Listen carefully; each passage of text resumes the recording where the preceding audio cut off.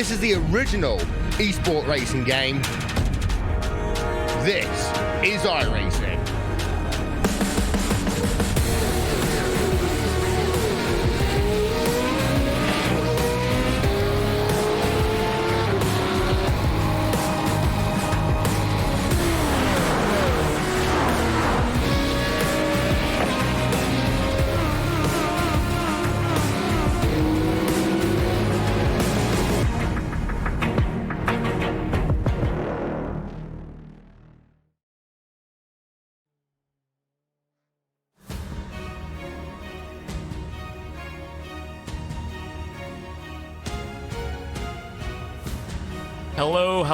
Hello everyone, and welcome to another edition of RaceSpot TV Friday Primetime here on the iRacing Esports Network. The IMSA Michelin Pilot Challenge. We're in round 6 of this one, and this time it comes at you from the Circuit de Barcelona, Catalonia in Spain. There's the schedule as it stands up on screen for you now. Like I said, we're at the halfway point of the season.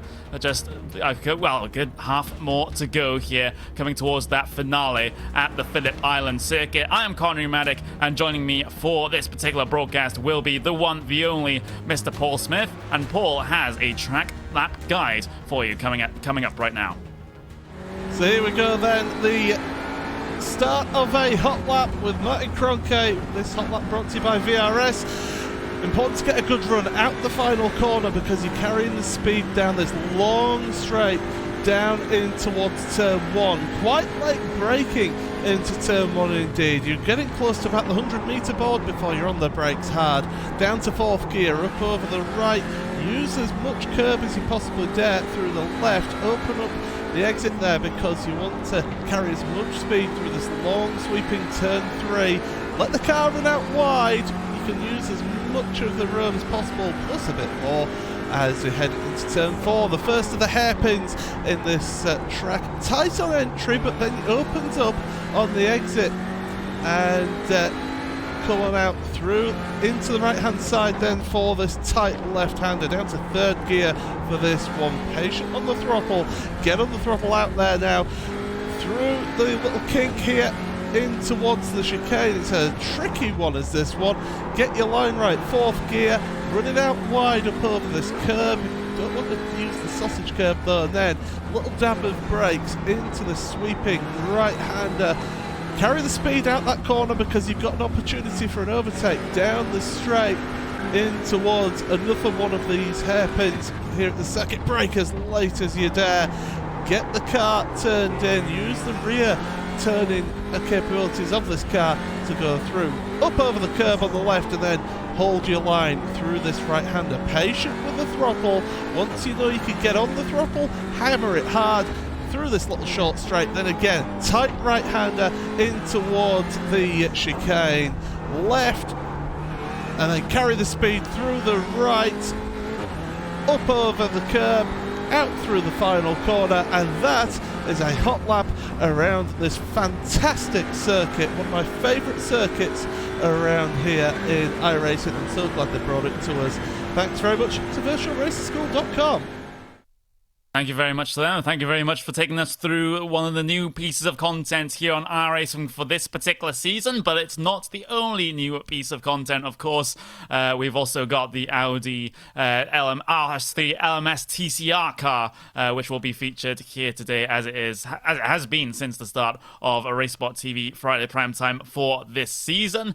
But the qualifying session for your drivers out there, it's drawing itself to a close. Just 5 seconds remaining before we can get our grid finalized here for round 6 of this season. Well, let's just go straight through it. Cedric Nebelzik will start pole position by just under 1/100th of a second to Jamie Fluke there. Well, exactly 1/100th of a second if you believe our graphics, as Jack Cedric and Victor Gonzalez will line up on row 2. Thomas Gibson and Ali Lopez will bring things down to P6, with Kimmo Soimonen and Sindri Setso sitting in P7 and P8 respectively. Charles Georges and Dominic Olivier will bring things down to your top 10, with Tim Graven and Joshua Thompson bringing things down to P12. Kane Halliburton will start 13th on the grid here today with Norbert Leitner in P14. Sean Macbeth P15 with Nicholas Short P16. And those drivers that did not set a qualifying time, those are Brian Lockwood and David Baker starting on that very last row of the grid. So as those drivers take themselves to that aforementioned grid, of course, we are lining up just before the final sector here at Catalonia. Of course, we got our usual topics to talk about, Paul. We've got that whole tire warming issue to be concerned about here with the new tire mold. You have to get them up to temperature, so this is going to be a little bit sketchy here on the first lap. But with this, as always, this series plays host to some fantastic racing. So once we get that out of the way, we should be good to go. Yeah, different drivers have been reporting different things around here. Some drivers have been saying it's been taking a little bit longer for them to bring the tyres up into the operating window, whereas some have been able to just get it there and get it going straight away. So interested to see how this goes, but Cedric has done a fantastic job once again to be up on pole position. He seems to be a bit of a master in this car. It's in the races that sometimes he's let down, but we'll have to wait and see how we go here. Top 5 drivers are within 1/10 of a second in qualifying, or getting close to within 1/10 of a second as the pace car pulls itself away. The drivers will now start trying to get as much temperature into those tires as they can. Of course, there's only a couple of corners before we get the racing started here, but every little helps here as you head your way through those final couple of corners. Of course, we have that Team RSO car, Cedric Nebelzek, right at the front of the field, leading these guys at the around, but we do have Jamie Fluke there lurking in the background. We have Jack Cedric as well. So World Championship drivers, World Championship caliber drivers looking to swarm onto the back of that pole position sitter as that pace car pulls down onto the pit lane.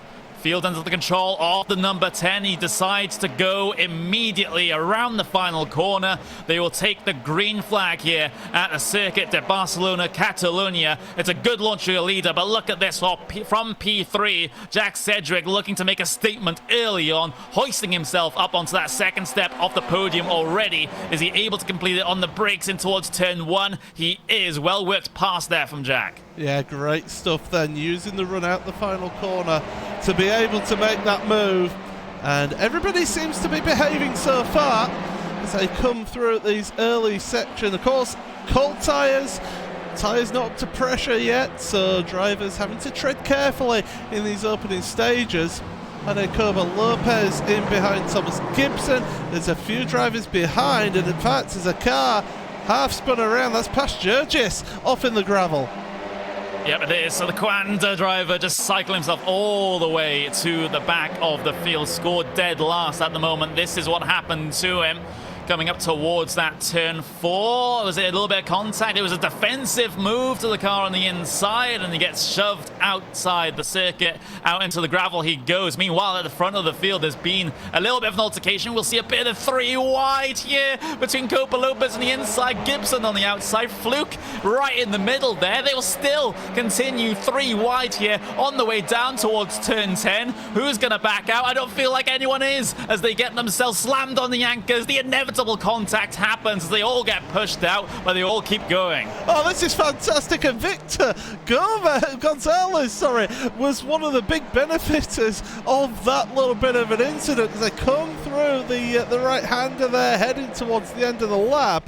It's all got a bit carnage in the end of this first lap, but right now Fluke to the inside of the chicane, squeezing Gonzalez, and that's just going to hold everyone up, and Fluke loses out to Setas now. Yeah, that Core Sim Racing driver heading his way through here on this one. Is a little bit of a scrap behind as well, as drivers are slow out of the final turn. You have side-by-side between Thompson and Cuba Lopez a little bit further back in your picture here. And meanwhile, side-by-side at the front of the field, because that's Sindre Setsos and Gonzalez having a little bit of a duel here in towards turn 1. But Setsos, he almost loses on the outside, but put it slam on the throttle, and that rear end comes back around in these front-wheel drive cars. He'll battle with his teammate now coming through turn 3. That is Kimmo Soimonen on the inside. Yeah, it certainly is. This is brilliant stuff. There's fantastic early going here. And while the 11 of Dominic Oliver is involved in this one. Close action, as always, here in this series. Don't forget, live timing and scoring is available at racebot.tv/timing. But, well, you won't want to take your eyes away from this one because these battles are just going on and on and on as Cobo Lopez now dropping down as Littner now makes the move.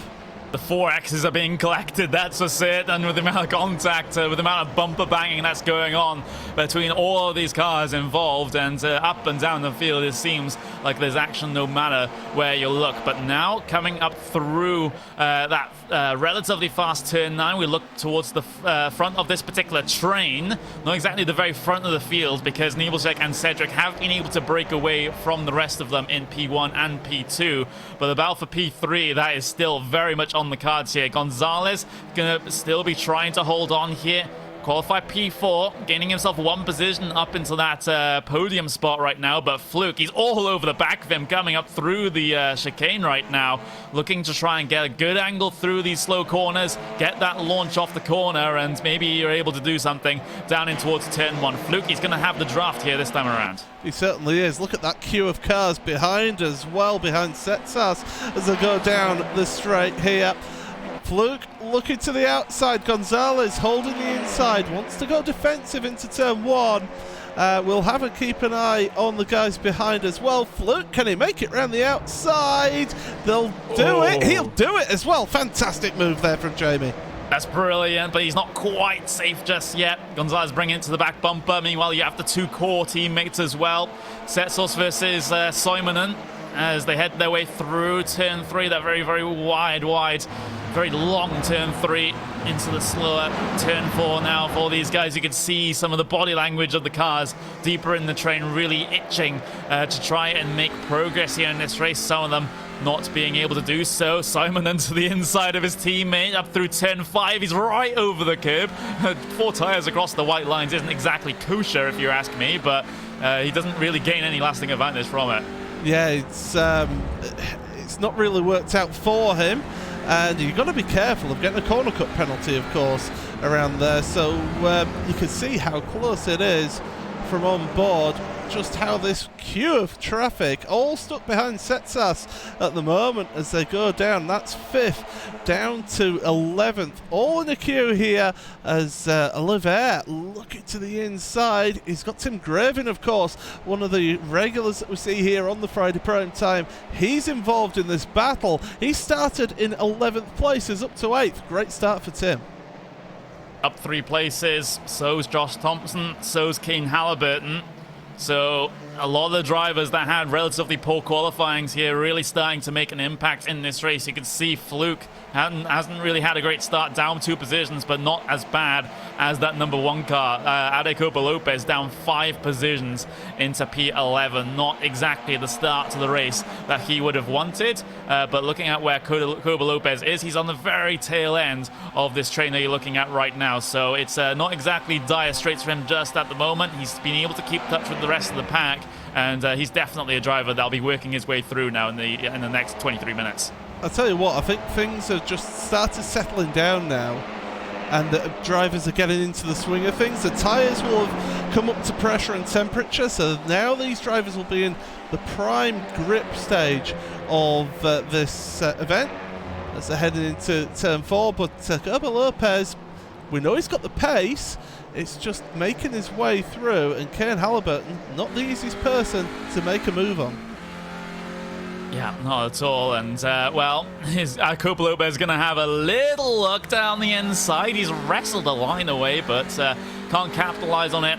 Couldn't gain any more advantage to bring it side by side up in towards turn 7 and 8. This sort of snake up the hill. Halliburton, not the greatest of lines through there. Might have just handed the advantage away to Coba Lopez. Up in towards turn number 9 as well. Again, a little bit of a better line there from Coba Lopez. He's really set himself up now for maybe a bit of a dive in towards turn 10. but is the driver of the number 1 going to go for it? Yes, he is. Harden the brakes down towards the inside, gets himself up over the curb as well. Got a lot of space given there by Halliburton, and they're still able to continue battling through turn 11. Kobalobes not able to make his way by just yet. But great respect between the two of them. I mean, Halliburton could have easily been squeezed Lopez, and Lopez could have easily squeezed Halliburton on the exit. That hairpin, so great respect between the two drivers, and they realise that there's a long time left in this race and there's plenty of opportunities, but they're slowing each other down. They're now 1.2 seconds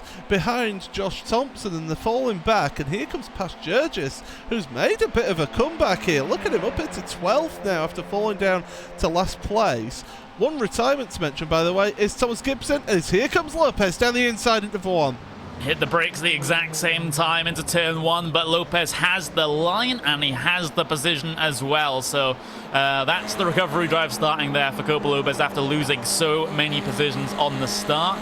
Needs to gain 4 more to get back to where he qualified, and hopefully for him, he hasn't quite lost touch with that train from P5 down to P9.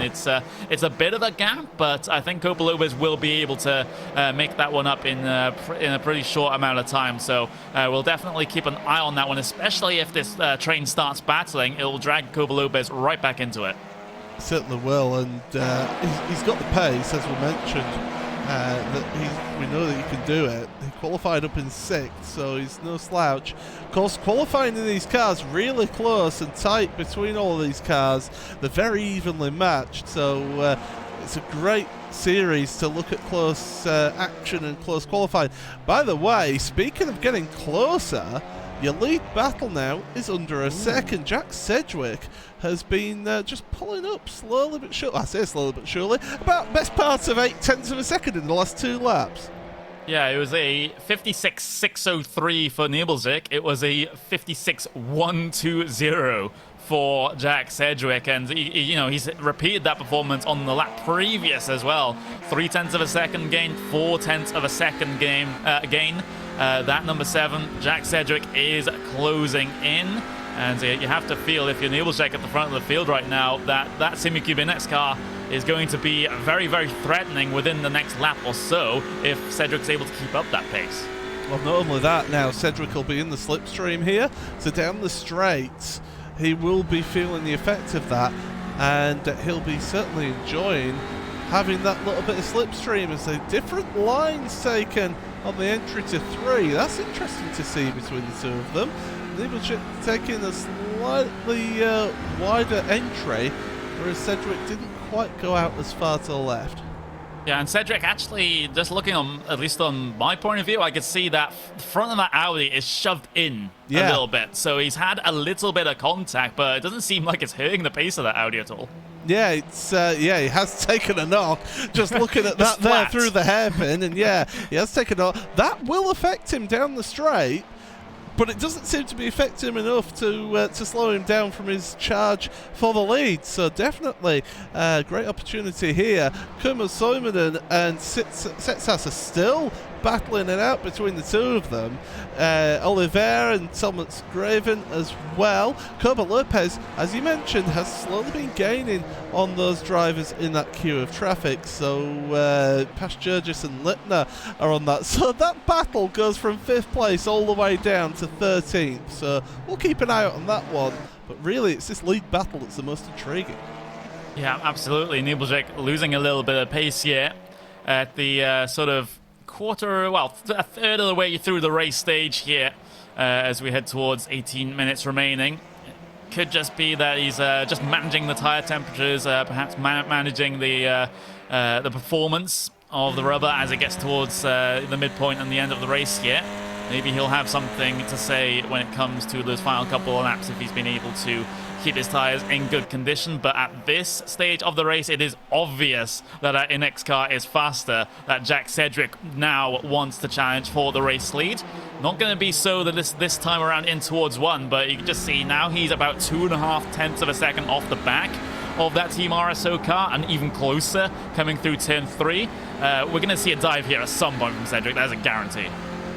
Yeah, he's quite an aggressive driver, is Jack. I've learnt that from racing against him in these cars, but he's he's actually improved a lot, I feel, in the last year or so with his thought process of when to go for moves. So I think he's improved a lot and has matured a lot in terms of his driving. And I think he's really benefiting from that now. Just maybe not just throwing a move down the inside and hoping for the best, a little bit more calculated about things.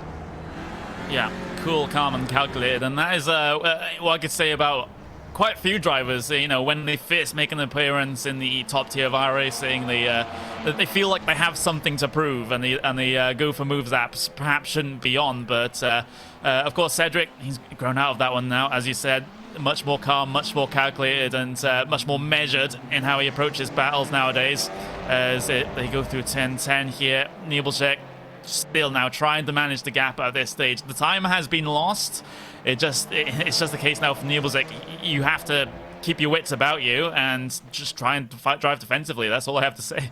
Well, there's a key to defensive driving, which is knowing when you need to defend. Hitting those curbs, by the way, isn't always the best through that final chicane, especially the left part of that chicane. It can unsettle your car and push you wide into the right part, which then compromises your exit down the straight here. So, you know, you got to know when and where to defend. You don't just defend for defense sake, because here comes Cedric now in the slipstream. I don't think he's going to make a move this time. He's just sitting behind, biding his time, putting the pressure on, because we've seen previously in this championship, putting the pressure on the car in front, you can force a mistake out of somebody and not really need to make a move.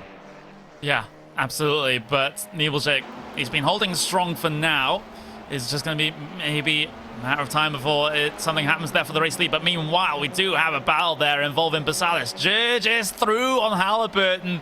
That one's going to be for P11 out there on circuit. That was very, very close there on the exit of turn 3. Almost got Leitner involved as well, but that was a pass made by Judges, climbing his way up through the field. Of course, he's lost 2 right now from his qualifying, so still not the ideal situation, but just picking up points, picking up iRacing here and there, I suppose. Yeah, absolutely. He's also thinking about his safety rating as well, don't forget that. And well, he's working his way through, and it's a good bit of practice to be able to, all right, you know, don't lose your head, keep your focus, and recover as many positions as possible. So even for somebody who's a world championship driver like Pash, you can still learn things from each and every race, and it's not like you get knocked, right, let's push back and let's go for it. So it's certainly worth staying in these races. Yeah, indeed. We're still riding on board though with Cedric as he gets super, super close coming out of that final chicane. This might just be now, with how close he is, the opportunity required at the halfway point in the race. Down the pit straight, Cedric towards driver's right-hand side. Still gaining, absolutely nose to nose now as they get themselves down into the braking zone, and Nebelschek, he's just going to give it to him. He flat out gave it to him. New race leader, Jack Cedric. Yeah, I think that's smart from Cedric. Realised that, okay, there's no point scrapping too hard into turn 1, because you're just going to compromise yourself and compromise the other guy as well in through turn 1. So you don't mind sort of letting that go for the for keeping close to the leader. And if Cedric now can stick with Jack and maybe look after his tyres a little bit more and come back towards the end of the race, you never know, we could have a battle on towards the end for the race lead. Yeah, we certainly have to keep tabs on this one. Is Nebelschek just conserving things in the midpoint of this race, or has he really truly lost some pace here right directly after that start of the race and maybe took a little bit too much out in the early stages trying to pull the gap? But there is the top 8 up on screen for you now. Cedric from Nebelschek, from Fluke, from Gonzalez is your top 4, and then we have Soimonen, Setsas, Olivier and Graven bringing things down to the top 8 positions. But especially down in the rounds, that P6, 7, 8, 9, 10 area, that's still all to play for. That could finish in any order pretty much. Yeah, that's... Yeah, as you say, that P6 to P10, that's anybody's, is that yet. That's still up for grabs, as is this third place. Jamie Fluke, he's not been able to pull away from Victor Gonzalez. I keep on wanting to say Gomez, I don't know why. But yeah, Victor Gonzalez, I do apologise. He's keeping Fluke honest. Kimmo Soimonen has now caught up to these two, and he's dragging that queue of cars along with him. So Sindre Setsas, his teammate, is nicely about a second behind, just getting dragged along in this battle.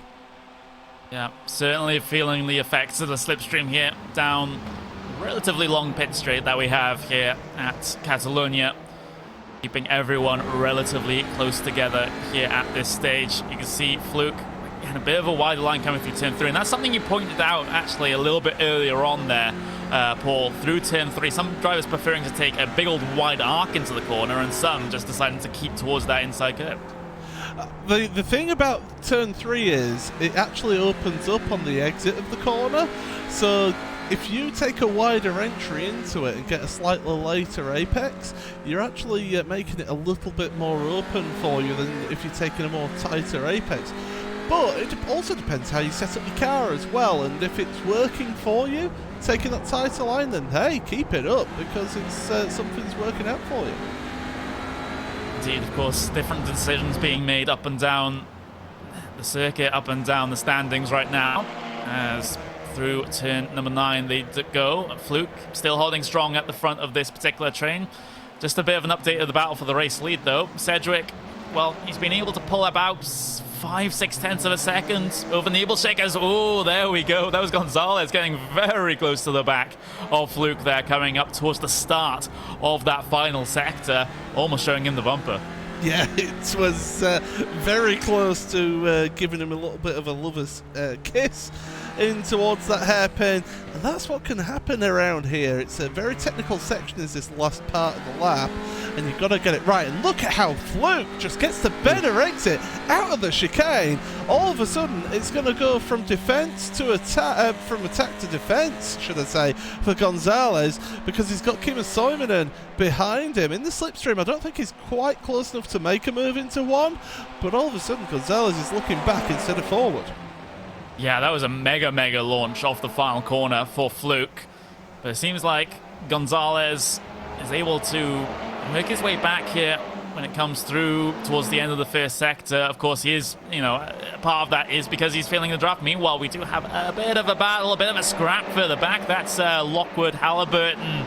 They're having a bit of a battle. There's Leitner that was also in front of this one, as those guys have a little bit of a squabble for position inside the first sector. Just having a look back to see exactly what happened here. It was side by side between Halliburton and Leitner down into turn 1, but Lockwood just snuck his way through and picked up the position once Halliburton had deviated from his usual line. Yeah, Lockwood showing the experience there and making the moves and making it count, and that shows that if you're the third car in a train, sometimes it's best just to hang back, wait for the others to battle, and then sneak on through, gain a position, maybe 2 positions. It's worked in the past, and it's worked here for Brian to pick up a position, and all the while, David Baker behind them, who did not set a qualifying time, along with Lockwood, he's caught up to the back of this little queue. So little train forming behind the big train at the front of the field for the podium positions. Trains everywhere it seems. As we look back to that front one, Fluke still at the pointy end of it. Gonzalez still in his tow. Same with Soimonen and same with Setsos as well. Olivier also involved. So this train has been relatively quiet coming through the middle of this race. Of course, it was a bit frantic right in the very start in those opening couple of laps. Will we see a very symmetric race here, Paul, with it being frantic at the end as well? I mean, we've seen previous races become very exciting towards the end as Adecobo Lopez, sorry. I'm getting my Lopez's confused as well, but Adecobo Lopez getting close up to the back of Josh Thompson here. So we've seen in previous races in this championship how those that look after the tyres a bit better are able to push on towards the end, and it suddenly gets closer at the end of the races. So certainly good action all the way through. And speaking of all the way through, here Halliburton's losing another position. So I think Halliburton maybe has used his tyres up in the first half of the race, and they just seem to be dropping off performance because Baker is through now. Yeah, he hasn't quite been able to keep on the pace of everyone else at 1:58.6 that last time around. Of course, that was in the process of being overtaken as well, but still the trend seems like everyone heading their way through on Halliburton right at the tail end of the field there. On board, though, Kimmo Suominen, Core Sim Racing driver, one of the two that's currently in this little pack here. He's got his teammate of Sindri Setsos behind him. So he has that little bit of a safe space to work with. Well, it's not entirely safe, but here we go. Gonzalez, a little bit of a mistake there coming through turn 10. Compromised his line, and now Suominen going to ride the back bumper all the way through turn 12. Not quite making contact with the number 15, but getting very, very close to doing so.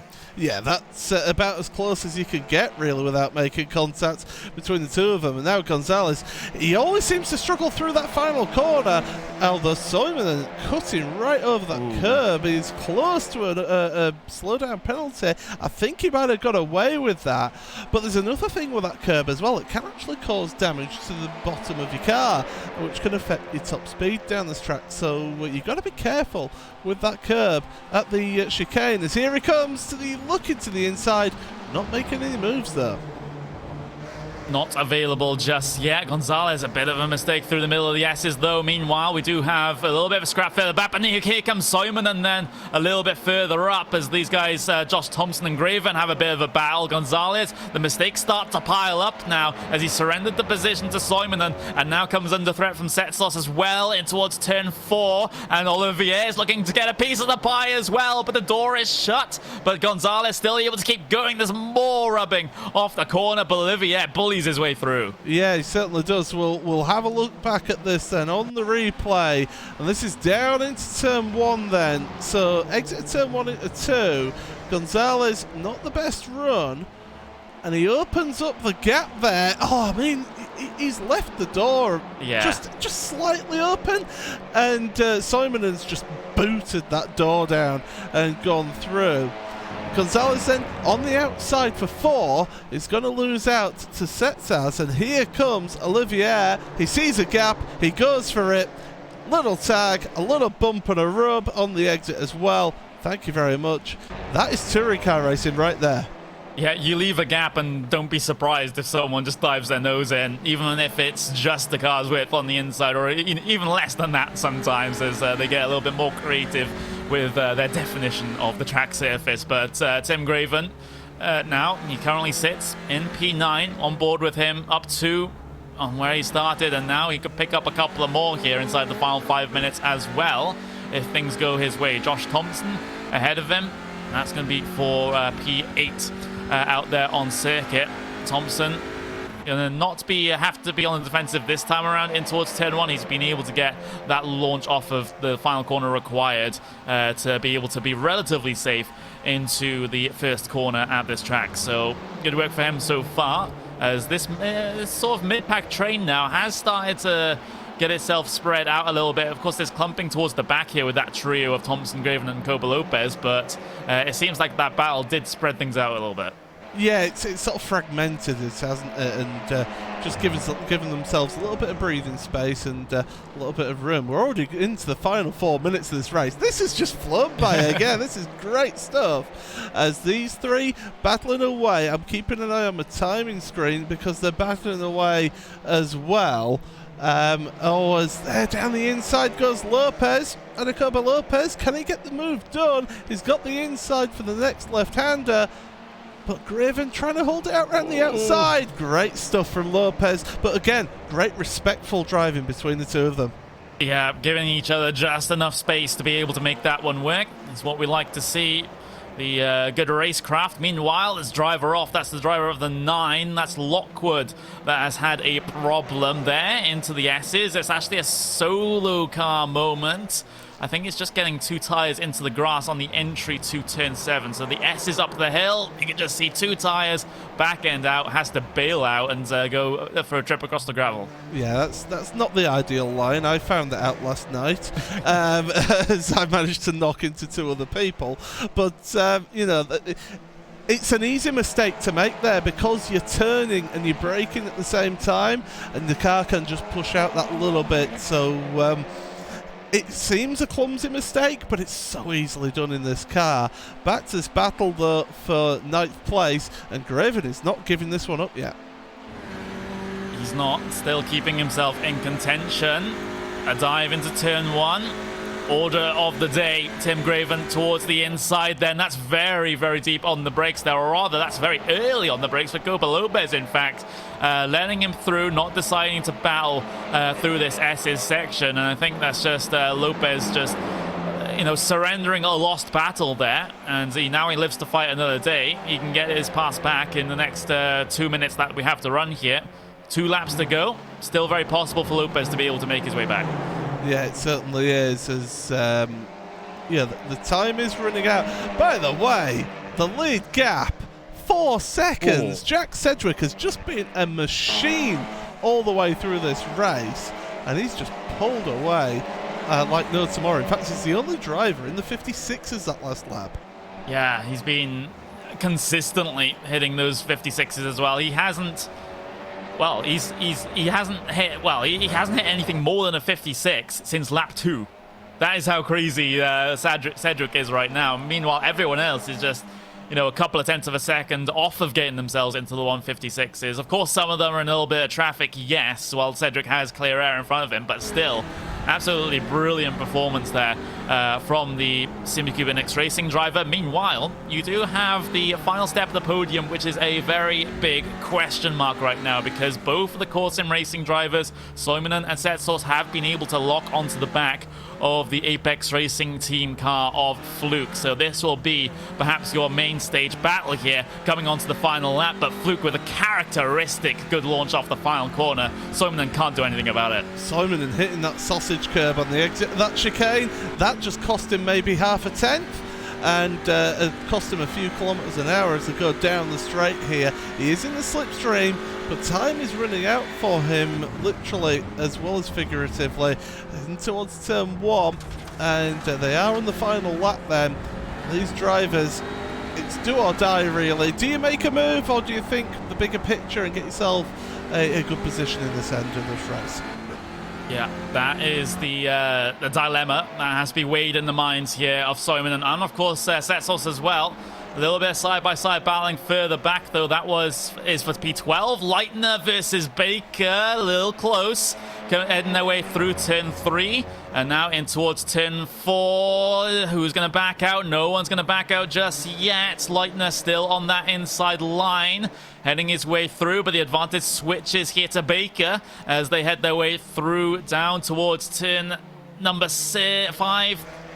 Squeaking his way through, David Baker. He's been able to make the pass work, but Leitner still very close behind here for turn 7. Can't quite send it up the inside there. Meanwhile, back towards that battle for P3. More like a battle for P4 right now, as the two teammates will decide maybe to have a bit of a duel here. Dive towards the inside at turn 10 for Sendrey Setsos over his teammate. Soimonen surrenders the position, lets him go, also lets Jamie Fluke go, but meanwhile, at the front of the field, it has been a one-man show. Sedgwick from P3 on the grid, an absolutely monstrous performance here at the Circuit de Catalunya. Class of the field, and out of the final corner goes the Simukube NX Racing driver. Jack Sedgwick will win here, round number 6 of the IMSA Michelin Pilot Challenge.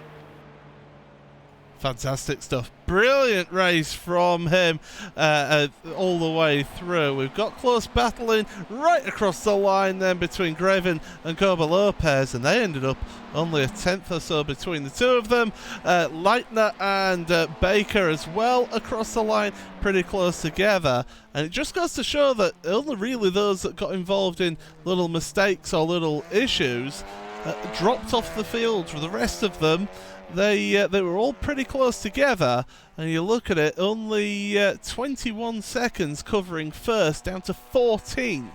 That's pretty good going, considering the field here. Well, 5.5 of those seconds are just between P1 and P2. Yeah. So, -5 from that, and, you get the gap from P2 all the way down. But that was a very interesting race, very enthralling race throughout as well. Cedric able to make those passes, able to stretch the gap at the front of the field. Here are your official race results. Jack Sedgwick wins by 5.4 seconds over Cedric Nebelzik, but then the action was way further back as well. Jamie Fluke able to get himself and secure himself onto that final step of the podium. That one was a big question mark coming towards the end. Sindre Setsos ahead of his teammate of Kimmo Soimonen there for P4 and P5. Dominic Olivier will finish in P6 with Victor Gonzalez, who's running very close to the front of the field early on, but got cycled all the way back and finishes in P7 here today.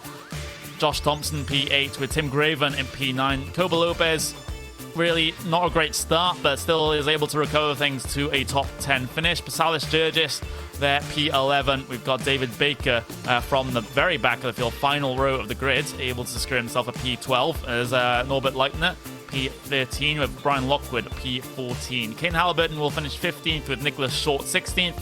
Sean Macbeth, P17, with Thomas Gibson, your only retiree here today. He will be classified last place, 18th place here today. That's the racing all done here on Racesport TV Friday Primetime, but the talking hasn't quite stopped just yet. Join us for the post-race show just after this.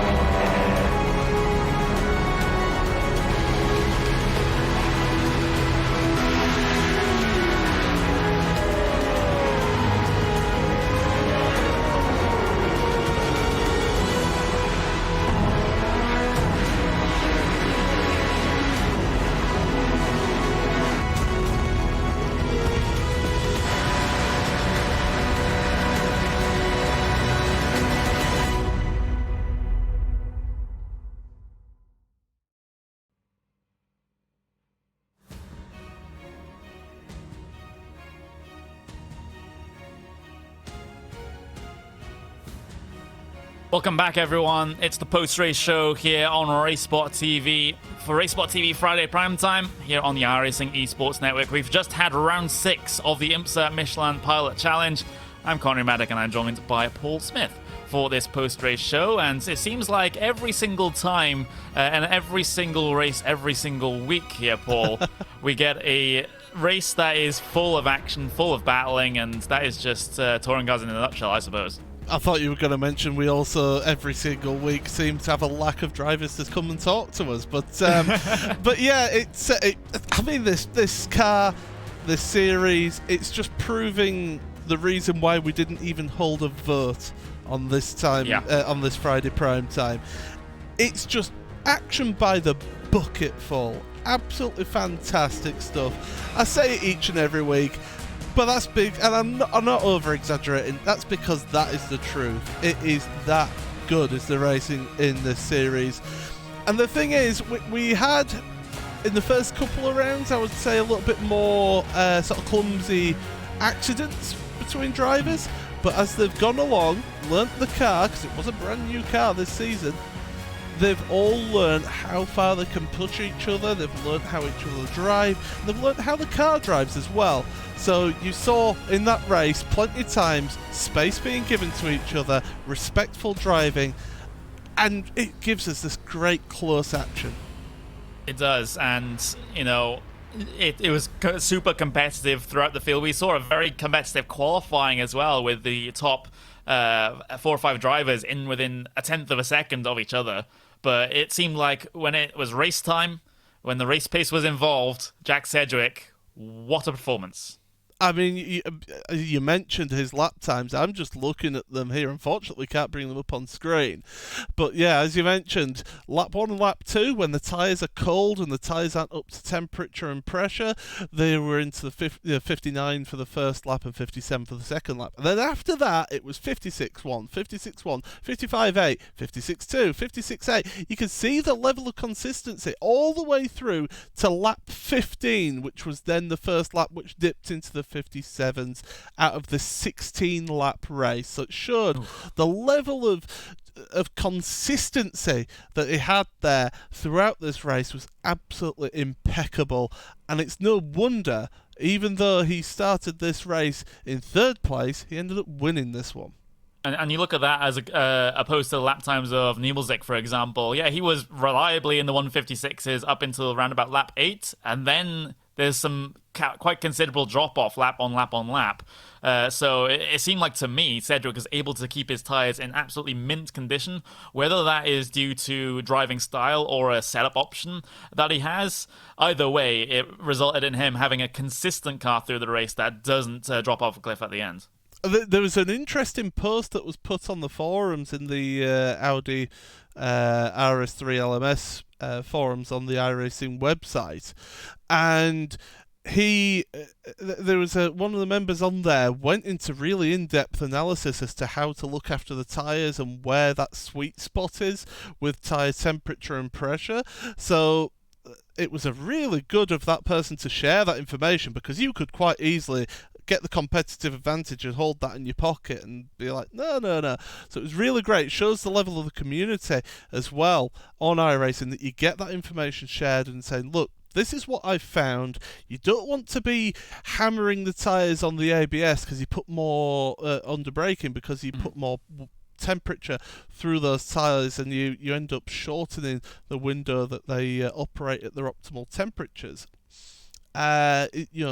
Learning about how to not scrub the tyres too much as well. Again, look at the tyre temperatures and pressures. So great support in terms of the community there to be able to share that information. And a few people maybe will be looking at this race or previous races that they've had in the series and thinking, I need to maybe work on that long game a little bit more to get the best out of that car. I'm just thinking, is this an adaptation that the drivers would have had to make to the new tyre model, maybe not just across the Audi, but across other cars as well, and learn, just because you can now push a lot more and you can now go a lot more over the limit than you used to, doesn't mean that you should do it all the time, because you result in just eating up all your tyres. And, Sedgwick has been able to manage things that very well here today. And and as I said, it's quite an adaptation from the older tyre model where, let's be honest, the tyres ran overheated by default first few laps a couple of laps into the race. But now, with this new tyre model on this Audi, on the Formula 3 as well, you had to be a lot more careful with how you manage your race pace. Yeah, you certainly do. And,